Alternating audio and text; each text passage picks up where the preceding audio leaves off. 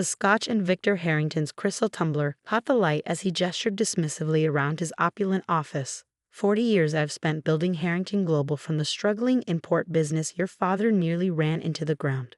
40 years of sacrifice while you were getting useless degrees in environmental science. I kept my expression neutral, watching my uncle perform the speech he'd clearly been rehearsing.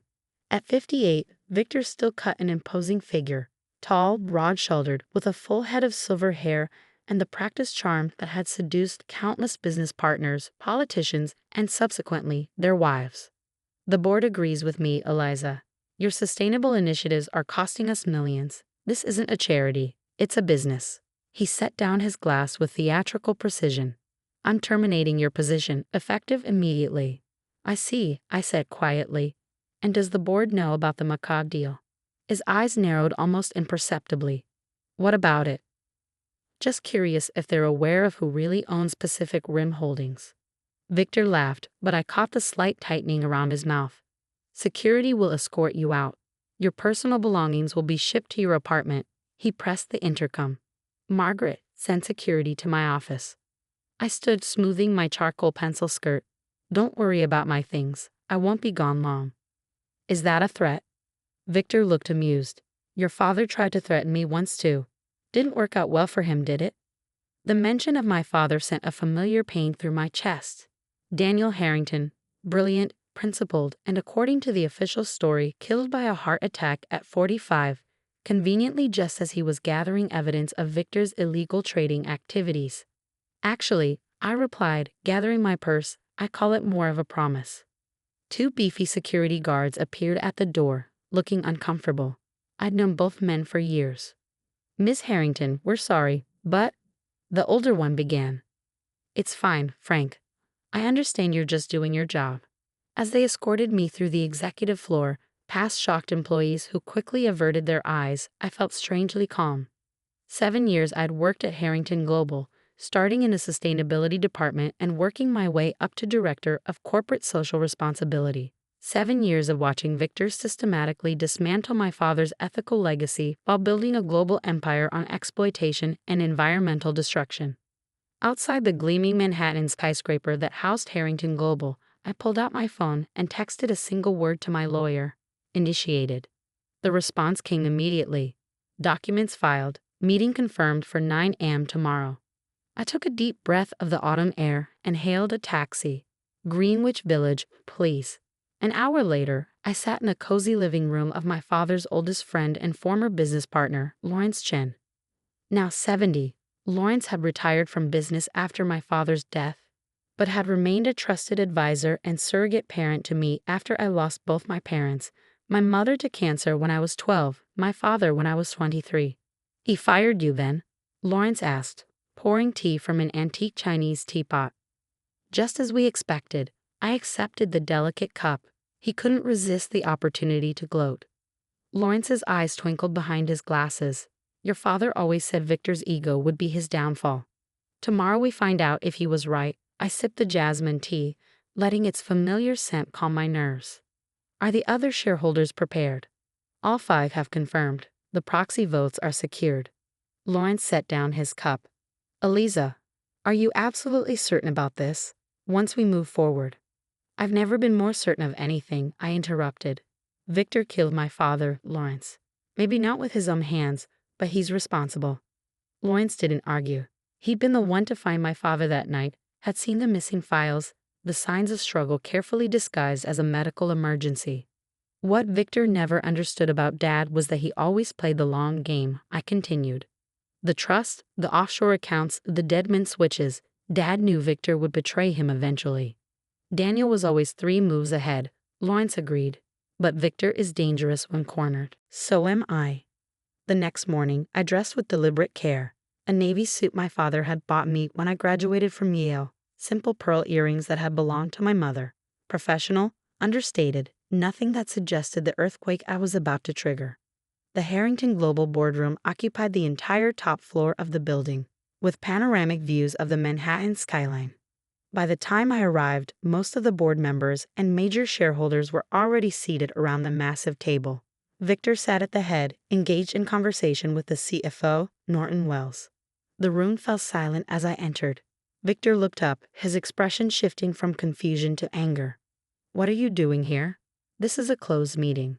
I smiled, taking an empty seat near the middle of the table. "I'm exactly where I should be."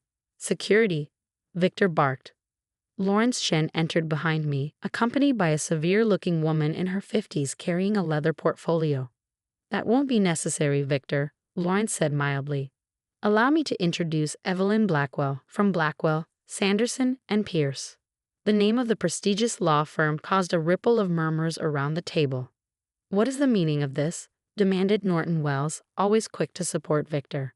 Evelyn Blackwell placed her portfolio on the table. "I represent the DH Trust, which as of yesterday holds controlling interest in Harrington Global Enterprises." Victor laughed, though the sound held no humor. "This is absurd. I hold majority shares in this company."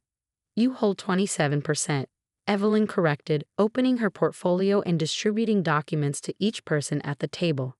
"The DH Trust now controls 34%, transferred from various holdings that matured upon Ms. Harrington's 30th birthday yesterday."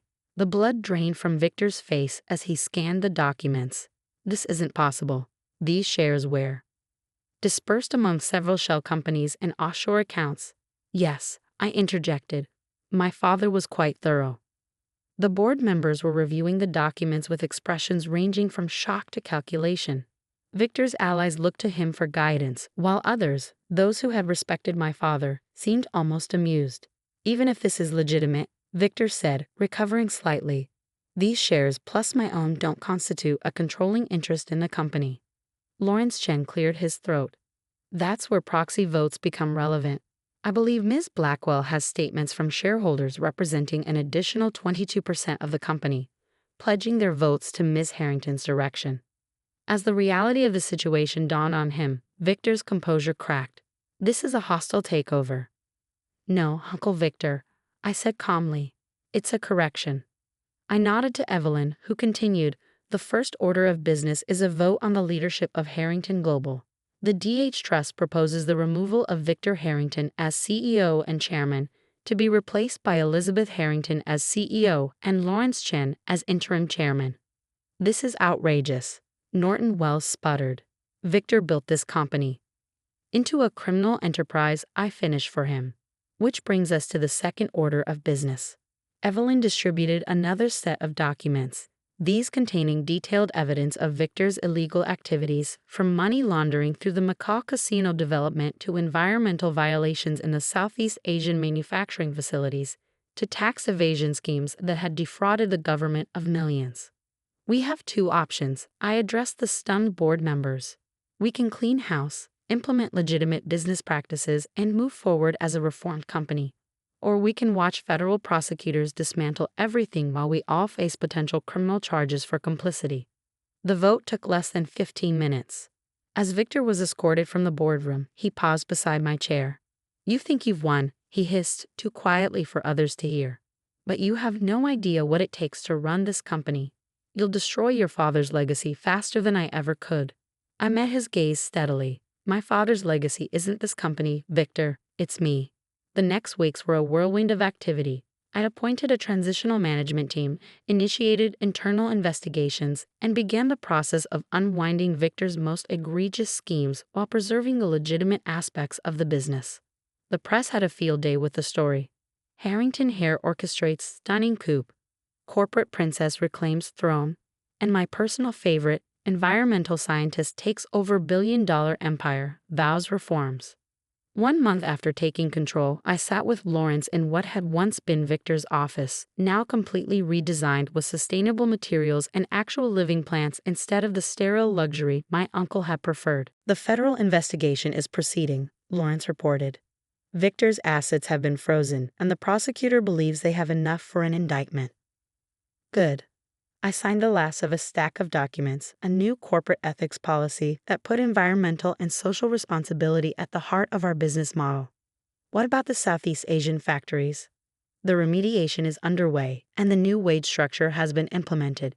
It will cut into profits initially, but the goodwill and reduced turnover should offset that within a year. I nodded, looking out at the New York skyline bathed in sunset. "My father used to bring me here when I was little. He'd point to all the buildings and say, "Business isn't just about making money, Lizzie. It's about building something that makes the world better." "He would be incredibly proud of you," Lawrence said softly. "I'm not done yet." I turned back to him. "The macabre project needs to be shut down completely, and I want to expand our renewable energy division, make it the centerpiece of our future strategy." "The board won't like that. Even your supporters think the transitions you've already initiated are radical." I smiled. "Then I guess I'll have to convince them. That's what leadership is about, right?" 6 months later, Harrington Global, renamed Harrington Sustainable Enterprises, released its first quarterly earnings under my leadership. Despite the radical changes and significant investments in remediation and restructuring, we showed a modest profit, defying analysts' predictions of catastrophic losses. Victor, awaiting trial on multiple federal charges, had attempted to rally opposition among the remaining shareholders, but found little support. His decades of bullying and backstabbing had left him with few allies willing to risk their own positions to support a falling star. On the anniversary of my father's death, I visited his grave alone, placing a single white lily on the headstone. "We did it, Dad," I said quietly. "The company is back on the path you envisioned. Not perfect yet, but getting there." The wind rustled through the cemetery trees, and I could almost hear his voice, patient, wise, always challenging me to think beyond the obvious. As I walked back to my car, my phone chimed with a message from my assistant.